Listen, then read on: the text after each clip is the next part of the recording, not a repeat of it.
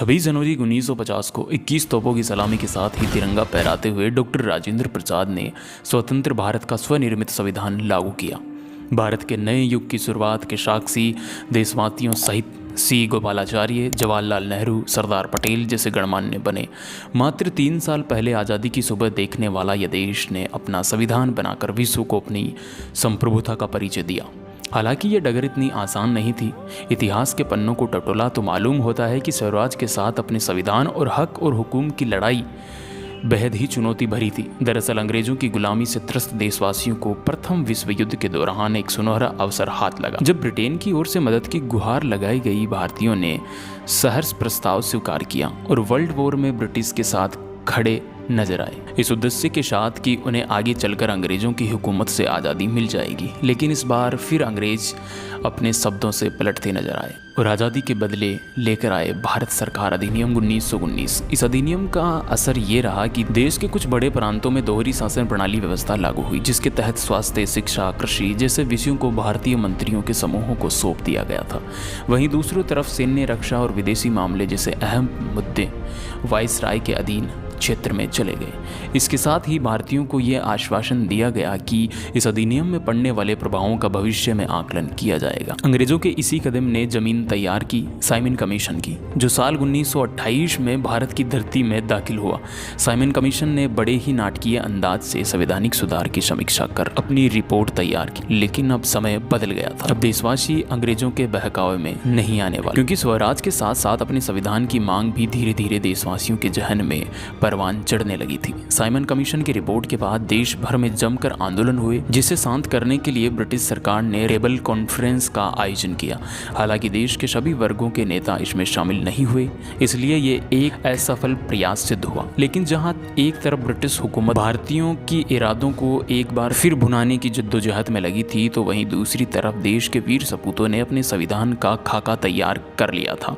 साल 1928 में मोतीलाल नेहरू समेत 8 कांग्रेसी नेताओं ने एक संविधान का मसौदा तैयार किया, जिसकी नींव 1921 में भारतीय राष्ट्रीय कांग्रेस के कराची अधिवेशन में तय की गई थी। इस तरह स्वतंत्र भारत के संविधान की रूपरेखा सहज लगी थी। समय का पहिया आगे बढ़ता गया। फिर आया गवर्नमेंट ऑफ इंडिया एक्ट 1935, जिसे हमारे संविधान का स्ट्रक्चर बेस कहा जाता है। दूसरे शब्दों में कहें तो ये एक फाउंडेशन बन गया, जिसके ऊपर मौजूदा संविधान की भव्य इमारत खड़ी की गई। एक्ट 1935 के लिए आज़ादी की सुगबुगाहट के साथ आया, लेकिन आज़ादी की आहट के साथ मुस्लिम लीग और कांग्रेस के बीच मतभेदों की खाई गहरी होती जा रही थी। दोनों के बीच तलख इतनी बढ़ चुकी थी कि बुनियादी मुद्दों पर भी समझौते की गुंजाइश तक नहीं रही थी। हालांकि इन सभी विवादों को आगे बढ़ते हुए भारतीय नेता अपने लक्ष्य की ओर बढ़ रहे थे। दूसरे विश्व युद्ध के दौरान साल 1945 में सभी पार्टियों के सहमति से संविधान का एक प्रारूप तैयार किया गया, जिसे यूनिवर्सल एडल्ट फ्रेंचाइजी, स्वतंत्रता और समानता के साथ साथ अल्पसंख्यकों के अधिकारों की रक्षा का विशेष ध्यान रखा गया था। इसके साथ ही भारत छोड़ो आंदोलन और आज़ाद हिंद फौज की निर्भीकता ने भी अंग्रेजों का भारत पर अंतकाल तक राज करने का सपना चूर चूर कर दिया था। जैसे जैसे भारतीय राष्ट्रीय आंदोलन जोर पकड़ता गया, ब्रिटिश हुकूमत पर संविधान निर्माताओं के लिए संविधान सभा के गठन का दाव भी बढ़ता गया। इसी गहमा गहमी के बीच आखिरकार 9 दिसंबर 1946 को नई दिल्ली के कॉन्स्टिट्यूशनल हॉल में संविधान सभा की पहली बैठक हुई, जिसमें महात्मा गांधी को छोड़कर उस वक्त के राष्ट्रीय आंदोलन से जुड़े करीब हर बड़ी शख्सियत शामिल थी। इसी में मुस्लिम लीग ने भारत को 2 हिस्सों में बांटने, नए मुल्क पाकिस्तान की मांग को लेकर बैठक का बहिष्कार किया। लिहाजा पहली बैठक में कुल 207 सदस्यों ने हिस्सा लिया, जहां सभा के सबसे वरिष्ठ सदस्य डॉक्टर सच्चिदानंद सिन्हा को सभा का अस्थायी अध्यक्ष चुना गया। हालांकि 2 दिन बाद 11 दिसंबर को डॉक्टर राजेंद्र प्रसाद सभा के अध्यक्ष निर्वाचित हुए और डॉक्टर एच.सी. मुखर्जी और बी.टी. कृष्णमाचारी को सभा का उपाध्यक्ष बनाया गया। इसी कड़ी में आया सुनहरा दिन 15 अगस्त 1947 को, जब गुलामी की बेड़ियों से भारत को आज़ादी की नई सुबह देखी। देशवासियों में जोश भरते हुए भारत आज़ादी के प्रथम प्रधानमंत्री जवाहरलाल नेहरू ने बुलंद आवाज में देश को संबोधित किया। इतिहास के पन्नों में यह भाषण टिस्ट विथ डेस्टिनी नाम से दर्ज हुआ। साथ ही तेज हुई संविधान निर्माण की प्रक्रिया आज़ादी के बाद चुनौतियों में इजाफा हुआ। चूंकि संविधान पर सामग्री की कमी थी, लेकिन उसका सही चयन और उसकी उचित व्याख्या का काम बेहद जटिल था। पीएन राव द्वारा तैयार किए गए संविधान के प्रारूप पर विचार विमर्श करने के लिए संविधान सभा ने 29 अगस्त 1947 को एक संकल्प पारित करके प्रारूप समिति का गठन किया। इसके अध्यक्ष के रूप में डॉक्टर भीमराव अंबेडकर को चुना गया। इसी समिति में अंबेडकर के अलावा 6 और सदस्य थे।